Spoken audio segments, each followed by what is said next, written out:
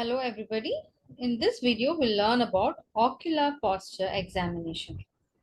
So what is ocular posture? When we say orthotropia or the visual axis of both eyes are straight, that means when you see one eye, uh, the visual axis of one eye is parallel to the visual axis of the other eye. When that happens, we call it as orthotropia. Okay, so if the visual axis are not, if one eye is straight and the other eye is either moved inwards or moved outwards, it is not orthotropia. It's either called as esotropia when it is moved inwards or exotropia when it is moved outwards. Please remember, tropia is a manifest squint, what you see on the patient without doing anything. If there's a squint which is manifest, then we call it as a tropia. Now, orthotropia means straight eyes. There's no manifest squint and the eye visual axis of one eye is parallel to the other.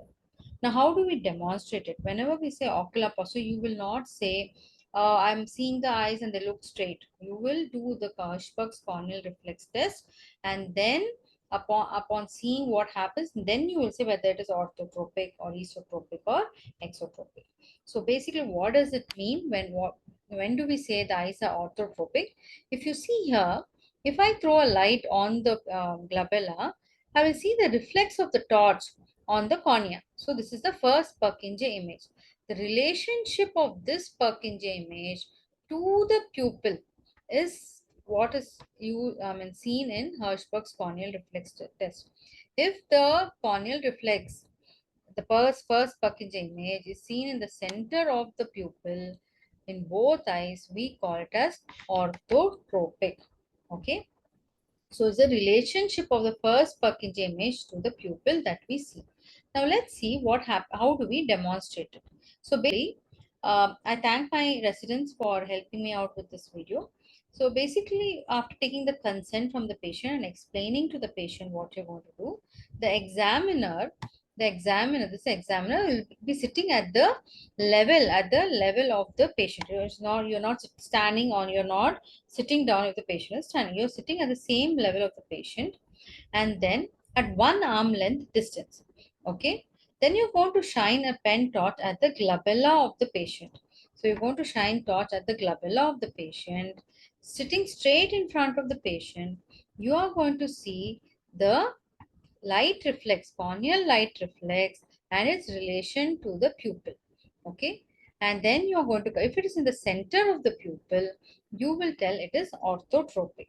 Now you can also have something like this. So if you see here, it's in the center of the pupil in one eye, and here it's on the medial side. Here it is not in the center of the pupil, it's on the medial side of the pupil. Okay, medial border of the pupil. Here you will say it is exotropia. So it is not straight eyes, it is exotropia. So on Hirschberg's light reflex test, you'll shine the light on the glabella of the patient and you look for the corneal light reflex and its relationship with the pupil. So how do we identify? If in the center of the pupil in both eyes, you see the corneal light reflex in the center of the pupil in both eyes, we call it as orthotropia. If the light reflex is on the medial side of the pupil, okay, you are sitting in the same position, you are at one arm length distance, so the light reflex will not change, position will not change, but the position of the globe in relation to the first Purkinje image might change.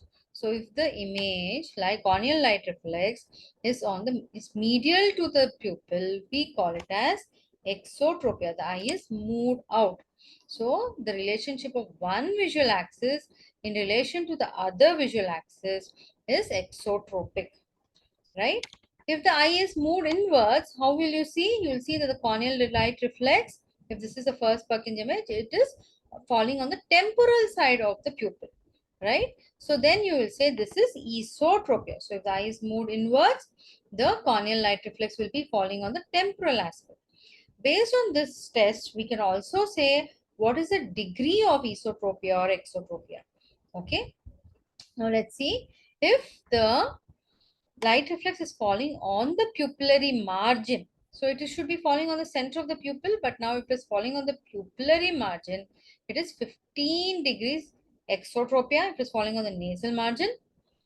If it is falling on the temporal margin, if it is 15 degrees esotropia.